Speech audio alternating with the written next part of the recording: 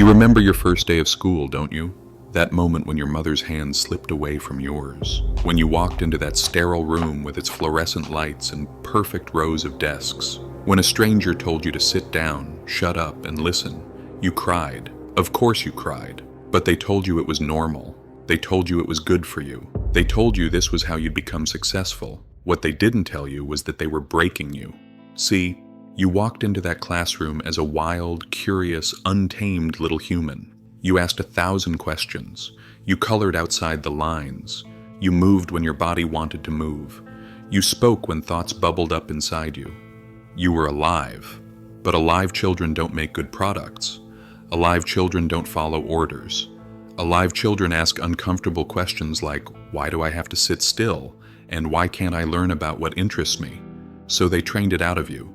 Bell rings, you move. Bell rings, you stop, raise your hand. Wait for permission. Color inside the lines. Memorize this, forget that. Don't ask why. Just do what you're told. And slowly, so slowly you never noticed, something inside you went quiet.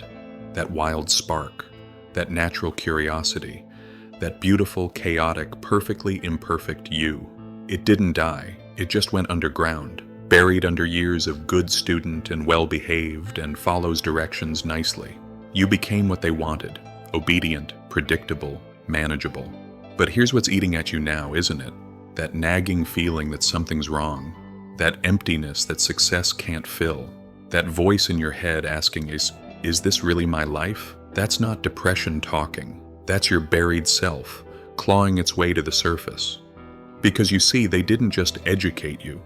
They programmed you. They took a living, breathing, infinitely creative soul and turned it into a human machine designed to serve a system that doesn't give a damn about your happiness. And the most twisted part? They convinced you to thank them for it. You graduated. You got the job. You followed the path. And when the emptiness hit, you blamed yourself. You thought you were broken. You thought you weren't grateful enough. But you're not broken. You're just remembering what they made you forget.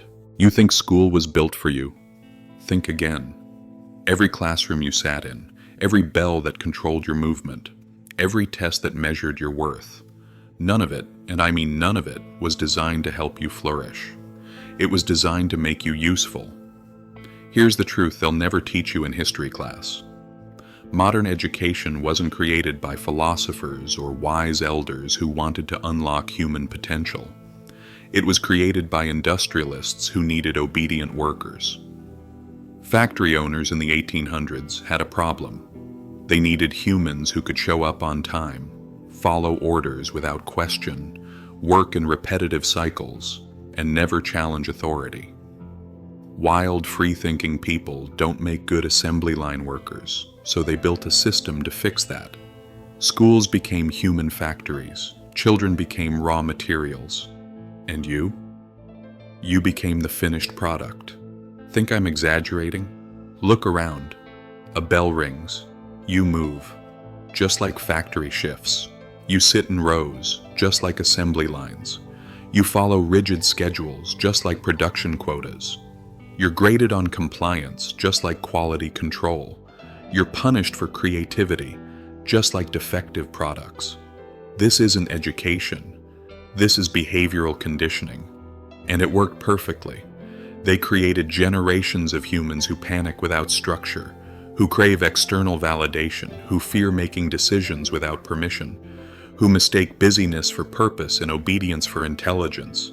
They turned you into a domesticated animal. But here's where it gets really sick. They convinced you this was love. They told you strict schedules were discipline, that following orders was respect, that crushing your natural instincts was maturity. They made you grateful for your own imprisonment. And now, decades later, you wonder why you feel empty, why success tastes like cardboard, why you can manage a career but can't manage your own soul. It's because you were never meant to be managed. You were meant to be wild, curious, ungovernable. But they couldn't profit from that version of you, so they killed it, systematically, methodically, with a smile on their face and a diploma in their hand. The system didn't fail you. It succeeded beyond their wildest dreams. Fast forward 20 years, you're sitting in your office. Corner desk, good salary, everyone thinks you've made it. Your parents are proud. Your resume looks impressive. You should be happy, but you're dying inside. Every morning you wake up and put on a mask. Not just makeup or a suit, but a personality that isn't yours. You smile when you don't feel it. You care about things that bore you. You pretend to want things you never chose. You've become a walking ghost. Here's what no one talks about. That obedient child they created in school didn't disappear when you graduated. It just grew up, and now it's running your entire life. You still wait for permission before making big decisions. You still measure your worth by other people's approval. You still panic when there's no clear instruction manual for what comes next. You know that successful lawyer who has panic attacks in bathroom stalls? That's not weakness. That's what happens when you build a life on someone else's blueprint. You know that straight A student who became a doctor but secretly fantasizes about burning it all down? That's not ingratitude. That's a soul suffocating under expectations it never agreed to. You know that person, maybe it's you, who achieved everything they were supposed to want but feels more lost than ever. That's not failure. That's what happens when you mistake someone else's definition of success for your own. The system broke you in the most perfect way possible. It didn't destroy your ability to function. Oh no, that would be too obvious. Instead, it destroyed your ability to feel, to want, to know what you actually want when no one's watching. You can manage budgets, but you can't manage your own emotions. You can follow complex procedures, but you can't follow your own intuition. You can solve everyone else's problems, but you can't answer the simplest question: what makes you happy? Because happiness was never part of the curriculum. They taught you to be productive, not passionate, responsible, not rebellious, successful, not satisfied. And now you're trapped in a life that looks perfect from the outside but feels like a prison from the inside. You're suffocating on your own accomplishments. But here's what they never told you. That restless, screaming voice inside your head, the one that whispers there has to be more than this, that's not your enemy. That's your salvation. It's the part of you they couldn't kill. The part that remembers who you were before they told you who to be. And it's getting louder. Here's the moment everything changes. You realize you're not broken. You're not ungrateful. You're not weak. You're just programmed. And programs can be deleted. For thousands of years, before schools existed, before systems crushed souls, ancient wisdom keepers knew a secret. You are not a blank slate waiting to be written on. You are an ancient fire temporarily covered by ash. Socrates said it first. Know thyself. Not become what others want you to be. Know thyself. The Upanishads whispered it. That which you seek is already within you. Not in a classroom, not in a textbook. Within you. Zen masters lived it. Beginner's mind. Empty cup. Return to the wonder you had before they taught you to doubt it. Every awakened soul in history discovered the same devastating truth. The thing you're searching for was never lost. It was just buried. You are not a product of your education. You are not the sum of your achievements. You are not your job title, your GPA, or your parents' expectations. You are an untamed force of nature wearing a business suit. You are ancient wisdom trapped in modern conditioning.